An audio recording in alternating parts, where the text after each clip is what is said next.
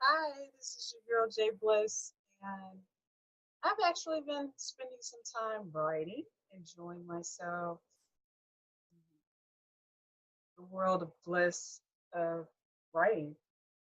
And what I wanted to talk to you about today is how I go about writing a scene and just gathering information so that the scene is just really nice. And it dawned on me in the process of me wanting to talk about how I create a scene is when creating a scene that's filled with so much pleasure, sometimes I incorporate food. And so there's a scene that I have in my upcoming book that, well, one of my upcoming books that I'm currently writing that's entitled Your Chance. And that book is focused on my characters, Romel and Victoria. And if you've read the Chance series, you know exactly who Victoria and Romel are. They are pretty explosive in the story, so trust me, you're not going to miss them. So if you haven't read it, then you should go check out Not by Chance in the Chance series, first book in the installment. So anyway, as what I was saying is, I was creating this scene that I wanted to be filled with pleasure. And so I noticed how I was utilizing the usage of food. And so in the story, Victoria has a thing for Romel, and she's really turned on by this guy. I mean, just if she just sees him eating food, it really turns her on. And it's the way that he eats the food is what turns her on. And so it's a scene where he asked her to go to the store and buy peaches. And so I have it where they're in the mountains. And so where they're in the mountains, they are actually going to stop and get fresh fruit. And so this scene is between Victoria and Jasmine. And so they take a trip out and they go to this little market. And it's common in Georgia to be in the mountains and find a market that sells fresh fruit. So they stop on the side of the road, they find this market, and they buy fruit.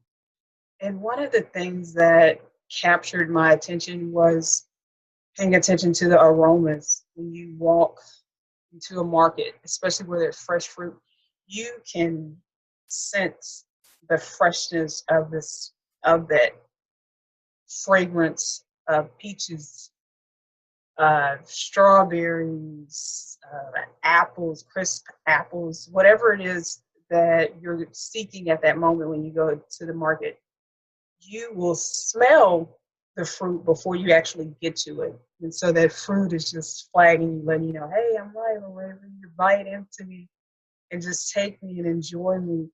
And so what I have in the scene is Victoria is gathering a bushel of pleasurable delectables.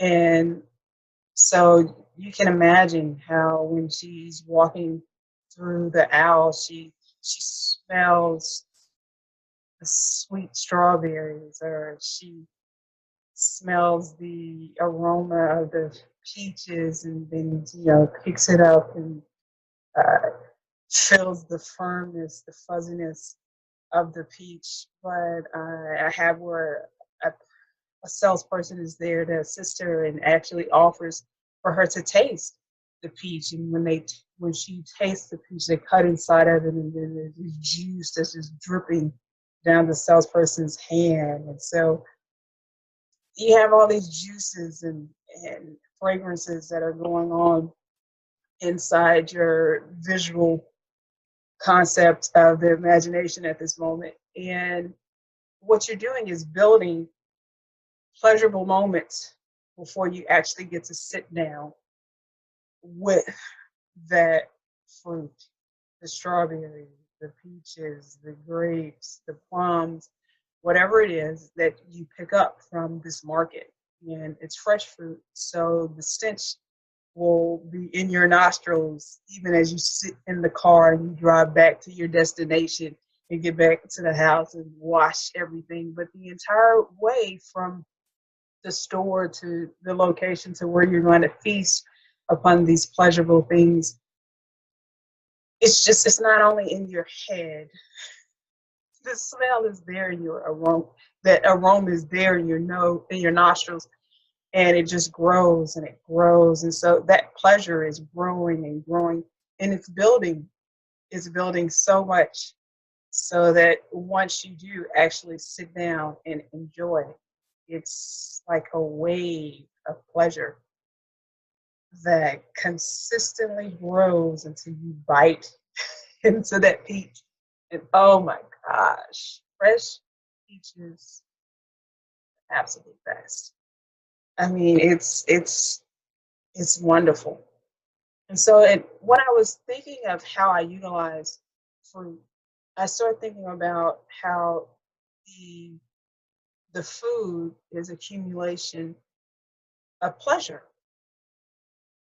Hence, in the scene, the accumulation of pleasure should also be displayed in the orgasm that will be displayed in the actual scene that will eventually develop to. So, an orgasm is the accumulation of pleasure, not the release of pleasure. And I wanted to say that it was a quote that I actually read. And again, that quote is, orgasm is the accumulation of pleasure, not the release of pleasure. And so going to the store in my scene, what I display of her going to the market to get these items is she's actually accumulating things that she likes. And we do that in real life. So it's a scene in the story. But when I go to the store and I'm getting fruit, I am actually picking up all the things that I anticipate eating. I look forward to eating. So I might have my grapes, strawberries, peaches, my plums, oranges, apples, and I have all these items that I pick up and put them in the basket, and I might grab a couple of pieces of chocolate before I check out. And when I get in the car, I'm still reminded, oh, I have these nice items that I'm going to feast upon. And it's actually an accumulation of pleasurable items that I'm going to feast on. But, even from my journey from the store, I might stop at a cafe and pick up a mocha, pick up a coffee, and I'm adding to the pleasure that I anticipate indulging in. And so orgasms are very much the same way. It's with an orgasm, you shouldn't think of it as, hey, I worked this hard so that I can finally release this. But no, think of it as something that you're accumulating so that you can have that state of having an orgasmic day. You want things to be blissful for the entire day. So you want to stay in that moment and have a state of an orgasm, not a moment where you just release and then you're just like, okay, I'm done. This was explosive. You want it to be impulsive so that it stays within you for the entire day. So your creative juices consistently moving, working around. And so, when thinking about the scene that I was writing in the story for Your Chance, it was great to actually see how I grabbed pieces of fruit and use that as a form of foreplay, because even getting those items is a form of foreplay, because you're still thinking about how great these things are going to be once they touch the palate of your tongue, how the moment will be with whoever you're sharing this fruit with. But and then it doesn't have to be fruit. For me, I actually enjoy fruit. It's one of my favorite things to eat.